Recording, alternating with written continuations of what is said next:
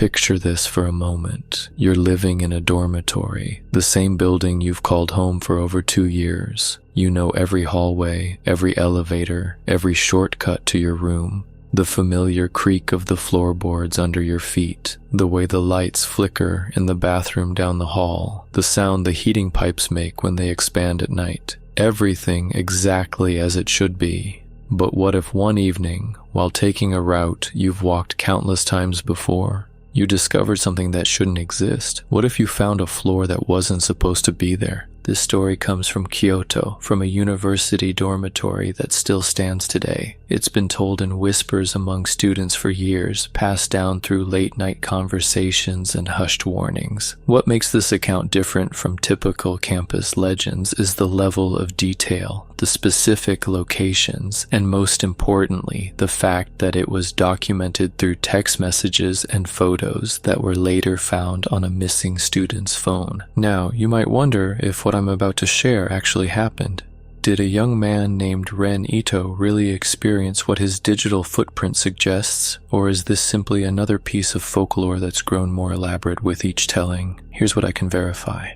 The original incident was reported to campus security in late October, and the subsequent investigation raised more questions than it answered. The building's blueprints, the security footage, and the physical evidence all pointed to something that defied logical explanation. Whether you believe what you're about to hear is real or not, I can promise you this. By the end of this story, you'll never look at a staircase the same way again.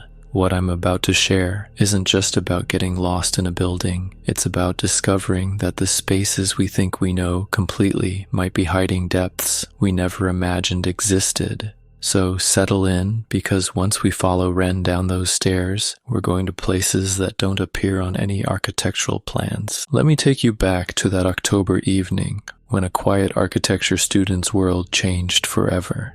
Ren Ito was 21 years old, in his third year studying at one of Kyoto's most prestigious universities. He was the kind of student professors remembered fondly, always sitting in the front row, taking meticulous notes, staying after class to ask thoughtful questions about structural engineering and design theory. His classmates knew him as polite but reserved, the type who would nod and smile when you passed him in the hallway but rarely initiated conversations.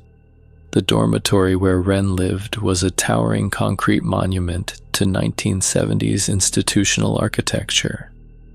7 stories of identical rooms connected by long corridors that always smelled faintly of industrial disinfectant and something else, something older and mustier that the cleaning crews could never quite eliminate.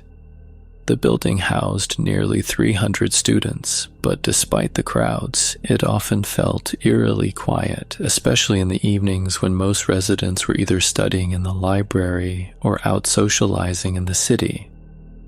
Ren had developed a routine over his years there. Every Tuesday and Thursday evening, he would claim a corner table in the building's ground floor study room and work on his projects until well past midnight. He preferred the solitude, finding that his mind worked more clearly when the distractions of daily life faded away. On this particular Thursday night in late October, he had been sketching elevation drawings for a hypothetical museum design, completely absorbed in the precise angles and measurements that would make the structure both beautiful and sound.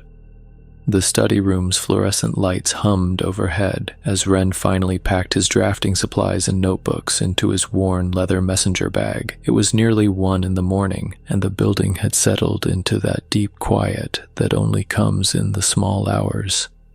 His footsteps echoed softly against the polished concrete floors as he made his way toward the elevators, but something made him pause. The main elevator bank was being serviced, a handwritten sign apologizing for the inconvenience taped to the doors.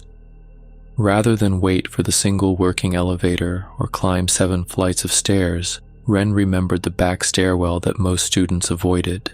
It was tucked away near the building's rear entrance, accessible through a heavy fire door that always seemed to stick slightly when you opened it. He'd used it a few times before when the elevators were crowded, though something about the narrow space always made him slightly uncomfortable. The stairwell was utilitarian in the extreme, with bare concrete walls painted an institutional green that had faded and chipped over the decades. Cold metal railings ran along both sides, and the emergency lighting cast everything in a sickly fluorescent glow that made shadows appear deeper and more pronounced than they should. Each step was slightly uneven, as if the building had settled unevenly over the years, creating tiny variations in height that you could feel through your shoes. Ren began his ascent, counting floors out of habit. Ground level, second floor, third floor. His footsteps created a steady rhythm that bounced off the walls in odd ways, sometimes seeming to echo from directions that didn't make sense. Fourth floor, fifth floor, sixth floor, almost home. But as he reached what should have been the seventh floor, he noticed something strange. There was another flight of stairs continuing upward. He paused, his hand resting on the cold metal railing. That couldn't be right. The building only had 7 floors above ground level. He'd lived here for over 2 years, had walked past the building countless times, had even studied its architectural plans as part of a class project on post-war Japanese institutional design. 7 floors, no more, no less. Yet here were stairs leading upward into darkness. Curiosity overrode caution. Ren climbed the additional flight and found himself facing a heavy metal door marked with faded paint that read 8F in simple block characters. He tried the handle, but it was locked tight, the metal cold enough that it seemed to draw heat from his palm. A maintenance area, perhaps, or storage space that wasn't accessible to students. That would explain why it didn't appear on the building plans he'd seen. Satisfied with this rational explanation, Ren descended to his actual floor and made his way to his room. But as he lay in bed that night staring at the ceiling while the building's heating system clicked and groaned around him, he couldn't shake the image of that 8th floor door. Something about it bothered him in a way he couldn't articulate, a nagging sense that what he'd discovered wasn't quite as simple as a maintenance level. The next evening found him back in the study room, though his concentration kept drifting from his coursework to thoughts of the mysterious 8th floor. By the time he packed up his materials, he'd made a decision. He would investigate properly this time, maybe even take some photos to satisfy his curiosity once and for all. The stairwell felt different at this later hour, the air somehow thicker and more oppressive. The emergency lights seemed dimmer than he remembered, creating pools of sickly green illumination separated by stretches of deep shadow. As Ren climbed past the 7th floor, he pulled out his phone and activated its flashlight function. The bright white beam cut through the darkness, revealing details he'd missed the night before. This time, when he reached the 8th floor door, he noticed scratches in the metal around the lock mechanism, as if someone had tried to force it open with tools. The paint was more extensively chipped than he'd initially observed, and there was a faint smell in the air, something chemical and unpleasant that reminded him of old batteries or corroded metal. He tried the handle again, expecting the same resistance he'd encountered before. But this time the door opened with a soft click that seemed unnaturally loud in the confined space of the stairwell. Beyond the threshold lay a corridor that looked exactly like the ones on the residential floors below, complete with the same industrial carpeting and the same arrangement of doors leading to what appeared to be student rooms. But that was impossible. From the outside, the building clearly had only 7 floors above ground level. There was no 8th floor, no additional space for these rooms to exist. Yet here was a hallway that stretched away from him in both directions, lit by the same flickering fluorescent fixtures that illuminated every other floor in the dormitory. Ren stepped across the threshold, his footsteps muffled by carpeting that felt somehow different under his feet, springier and more worn than what he was accustomed to. The air was noticeably colder here, carrying that same chemical smell he'd detected in the stairwell, but stronger now, almost overwhelming. The room numbers were clearly visible on each door, 801, 802, 803, continuing in the same pattern used throughout the building. But as Ren walked slowly down the corridor, examining each door more closely, he began to notice details that made his skin crawl. The nameplates beside each door were blank, not simply empty, but scraped clean as if someone had deliberately removed whatever names had once been displayed there. More strange still, some of the doors were slightly ajar, revealing glimpses of rooms that appeared to be furnished with the same basic dormitory setup he knew so well. A narrow bed, a small desk, a single window, but the windows on this floor showed only darkness beyond the glass, not the campus courtyard that should have been visible from this elevation. Ren pulled out his phone to document what he was seeing, the camera's flash, illuminating details that made his breath catch in his throat. The walls here weren't quite the same color as the floors below. The paint was older, more yellowed, and in several places it had bubbled and peeled away to reveal darker stains underneath. The fluorescent fixtures overhead buzzed with an irregular rhythm that seemed almost organic, like breathing. He approached one of the partially opened doors, room 805, and gently pushed it wider. The hinges creaked with a sound that seemed to go on far longer than it should have. Inside, the room was a perfect replica of his own living space, down to the placement of the furniture and the pattern of water stains on the ceiling.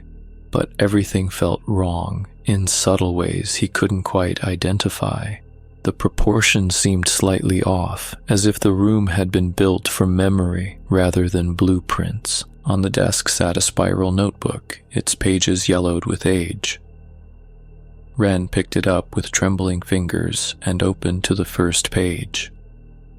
The handwriting was neat and precise, covering line after line with what appeared to be architectural measurements and calculations. But as he read more closely, the numbers began to make less sense. Measurements for rooms that were impossibly large, ceiling heights that defied structural logic, distances between walls that couldn't exist in the physical space he was occupying. At the bottom of the page, written in the same careful hand, were the words, "The building goes deeper than they know. Found B1 tonight. Will explore tomorrow." Ren's hands shook as he flipped through more pages. Each entry was dated, covering a span of several months from earlier that year. The writer, who signed each entry simply as M, documented an increasingly disturbing exploration of floors that shouldn't exist. B1, then B2, then levels that seemed to have no logical numbering system at all. The final entry, dated just 3 weeks ago, was different. The handwriting was more erratic, the words pressing deep into the paper as if written with desperate force. "Can't find the way back up. The stairs keep going down. Every door has my name on it now. If someone finds this, don't follow me. Don't go to the basement. The building is hungry." Ren dropped the notebook, his heart hammering against his ribs.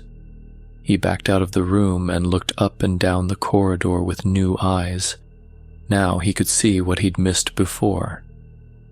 At the far end of the hallway, partially obscured by shadows, was another staircase leading downward.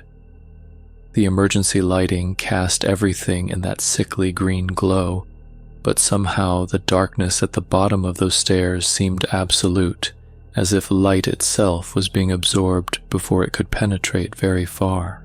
He knew he should leave. Every rational part of his mind screamed at him to turn around, go back to his room, and pretend he'd never discovered this impossible floor. But the notebook's revelations had awakened something in him, a need to understand that overrode his growing fear. If someone else had been exploring these hidden levels, if they had documented their findings, then perhaps there was a logical explanation for all of this. Ren walked slowly toward the descending staircase, his footsteps muffled by carpeting that seemed to grow thicker and more worn with each step. The air grew noticeably colder as he approached the stairs, and that chemical smell intensified until it was almost overwhelming. He pulled his shirt up over his nose and mouth, but the acrid odor seemed to seep through the fabric. The staircase itself was different from the one he'd used to reach the 8th floor. These steps were made of some kind of dark metal that felt almost soft under his feet, and the railings were covered in a substance that might have been rust or might have been something else entirely. His phone's flashlight beam seemed weaker here, as if the darkness was actively pushing back against the light. As he descended, Ren noticed that the walls had changed too. Instead of the painted concrete he'd grown accustomed to, these walls appeared to be made of some kind of dark stone, slick with moisture that reflected his phone's light in disturbing ways.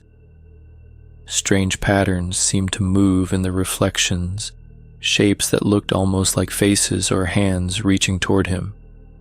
The staircase curved as it descended, making it impossible to see more than a few steps ahead. Ren counted each step out of habit, but after reaching 30, he began to lose track. The stairs seemed to go on much longer than should have been possible, descending far below what he calculated should be the building's foundation level.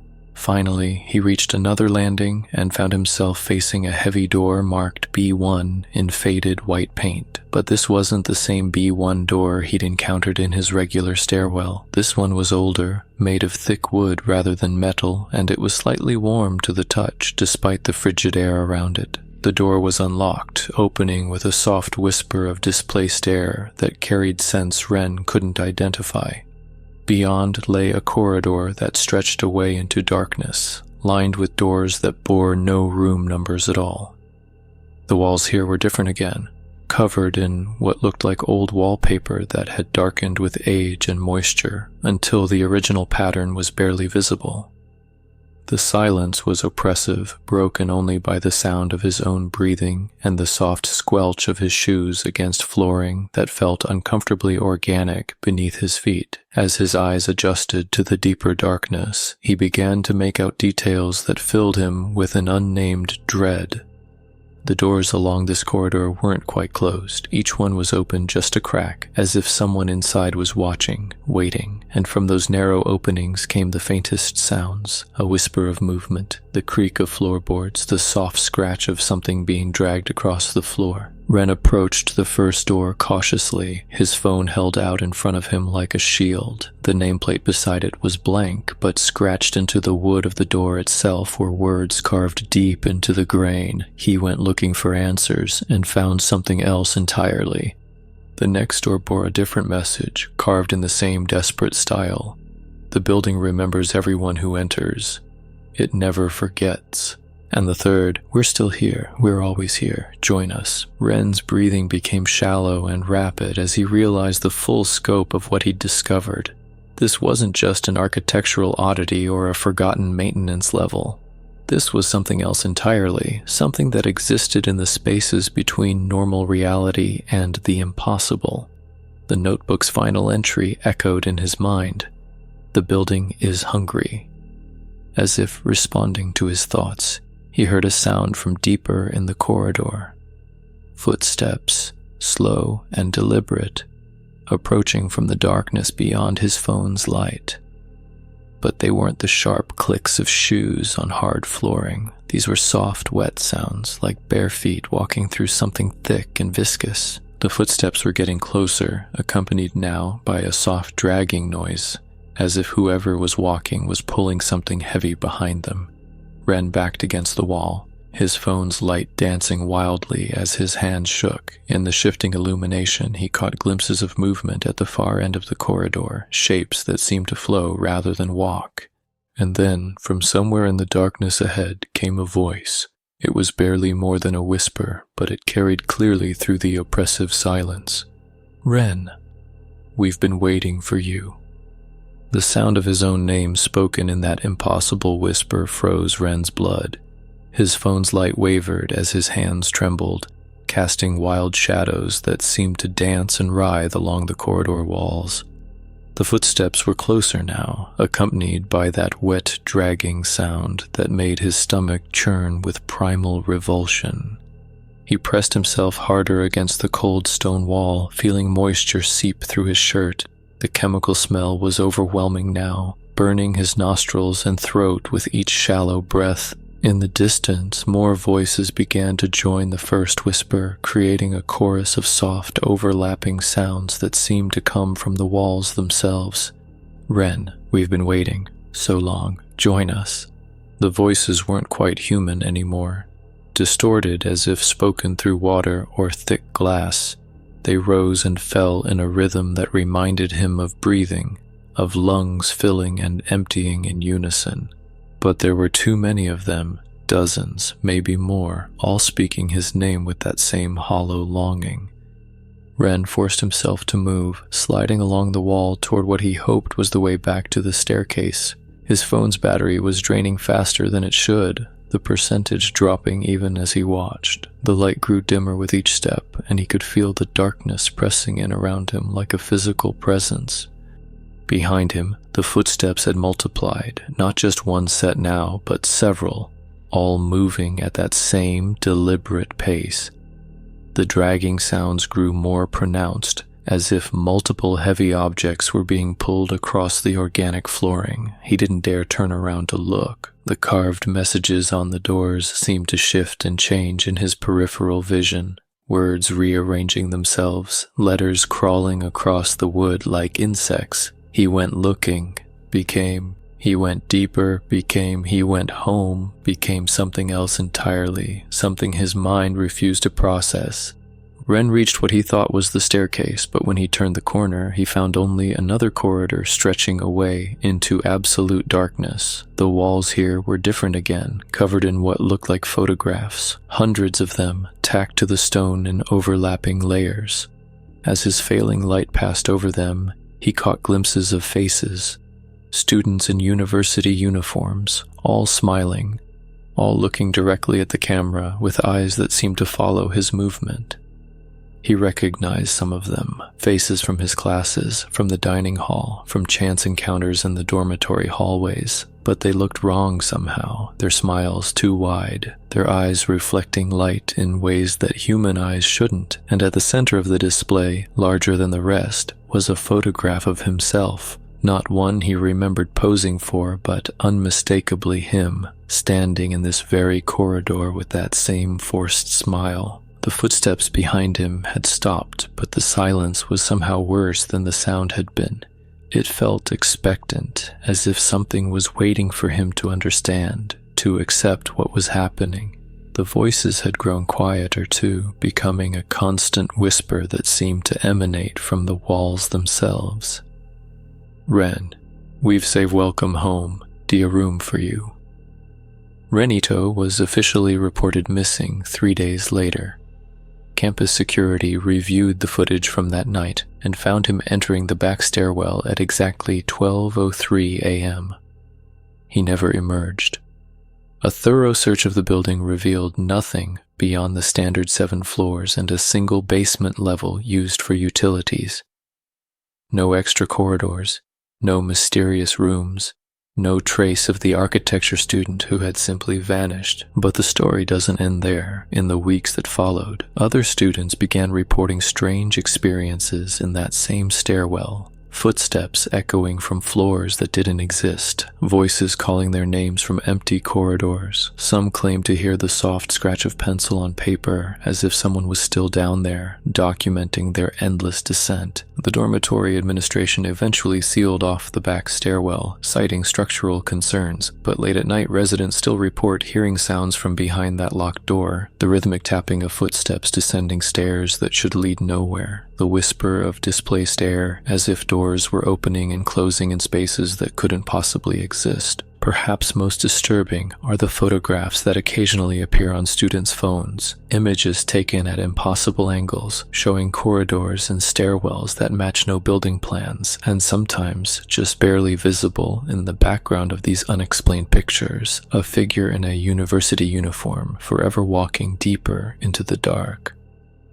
The truth about what happened to Ren Ito may never be known, but his story serves as a reminder that the buildings we inhabit, the spaces we consider familiar and safe, might harbor depths we never imagined, that somewhere beneath our feet, beyond the reach of blueprints and architectural surveys, there could be places where the lost continue their endless journey downward. So the next time you find yourself alone in a stairwell late at night, listen carefully to the sound of your own footsteps. Count the floors as you go, and if you ever find yourself descending past where you know you should stop, if you discover a door marked with a floor that shouldn't exist, remember Ren's warning carved into those impossible walls. Some mysteries are better left unexplored. Some doors should never be opened, and some stairs should never be followed to their end.